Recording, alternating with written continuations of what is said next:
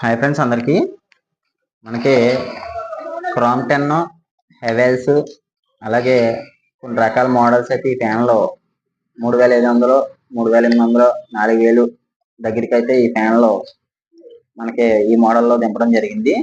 అయితే ఒక ఎలక్ట్రీషియన్ అనే మనకి పట్టుకొచ్చి ఈ ఫ్యాన్ ఇవ్వడం జరిగింది. అన్న దీని బుష్ ప్రాబ్లము ఏసీ అని చెప్పేసి అయితే ఇచ్చేసి వెళ్ళిపోయారు మనకి.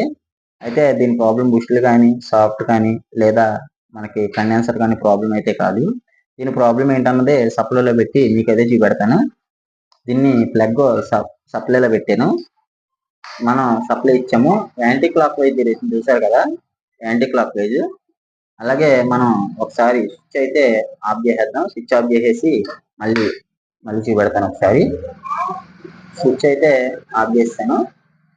చూసారు కదా, ఈ టేప్ ఎందుకు వేసాను అంటే మీకు clock wise anti clock wise కరెక్ట్గా కనపడద్దని అయితే టేప్ వేయడం జరిగింది. మళ్ళీ స్విచ్ ఆన్ చేస్తున్నాను.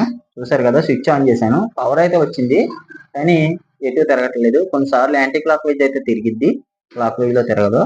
ఇప్పుడు మనం క్లాక్ వైజ్లో తిప్పుదాం. చూడండి, క్లాక్ వైజ్లో తిప్పాను, తిరుగుతుంది. ఓకే కదా, మీరు మళ్ళీ ఒకసారి స్విచ్ ఆఫ్ చేస్తున్నాను. స్విచ్ అయితే ఆఫ్ చేస్తాను. చూసారు కదా, స్విచ్ ఆఫ్ చేస్తాను. మళ్ళీ స్విచ్ చేస్తాను. చూసారు కదా, మళ్ళీ స్విచ్ చేయను, ఎటు తిరగట్లే. ఇప్పుడు యాంటీ క్లాక్ వైజ్ తిప్పుతాను. చూడండి, anticlockwise. Okay, anticlockwise clockwise రెండు తిరిగి. అయితే దీనికి ఏంటి ప్రాబ్లం అంటే వైండింగ్ కాయిల్ సిరీస్ లో ఉన్న లోపల వైండింగ్ కాయిల్ అయితే సిరీస్ అనేది అయితే కట్ అయిపోయింది. కట్ అయిపోవడం వల్ల మనకి క్లాక్ వైజ్ యాంటీ క్లాక్ అయితే అవుతుంది. బుష్ ప్రాబ్లమో లేకపోతే సాఫ్ట్ ప్రాబ్లమో లేకపోతే మనకి కండెన్సర్ ప్రాబ్లమో కాదు ఇది. ఖచ్చితంగా అయితే వైండింగ్ కాయిల్ కాలిపోయింది. వైండింగ్ కాయిల్ అయితే మనం కొత్తదైతే రీప్లేస్మెంట్ చేసుకోవాలి, కొత్తది వేసుకోవాలి. వైండింగ్ చేయించుకోనైనా లేదా మార్కెట్లో మనకి రెడీమేడ్ అయినా కూడా వేసుకోవచ్చు.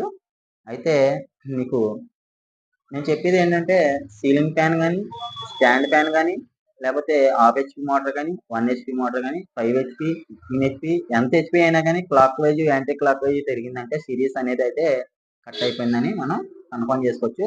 ఒకవేళ మనం అలాగే తిప్పుకున్నా కూడా తిరిగిద్ది. కాకపోతే ఏంటంటే కొంత సమయంలోనే మనకి ఓవర్ హీట్ వచ్చేసి మోటార్ అనేది అయితే ఖచ్చితంగా కాలిపోద్ది. ఓకే, ఇక్కడ వరకు మనకి క్లారిటీ ఉంది కదా. ఇప్పుడు మనం చూద్దాం. ఒకసారి చూసాం కదా, కట్టాము. ఓకే, చూడండి, మళ్ళీ ఆన్ చేస్తాం. ఇందాక యాంటీ క్లాక్ వైజ్ తిప్పా, ఇప్పుడు క్లాక్ వైజ్. ఓకే, ప్రాబ్లం అయితే వైండింగ్ కాయిల్ ఖచ్చితంగా వేసుకోవాలి. ఓకే కదా, మనకి ఇలాంటి వీడియోస్ మళ్ళీ కావాలంటే నా ఛానల్ ఫాలో అవ్వండి. పూర్తిగా ఈ వీడియో చూడండి, లైక్ చేయండి, షేర్ చేయండి.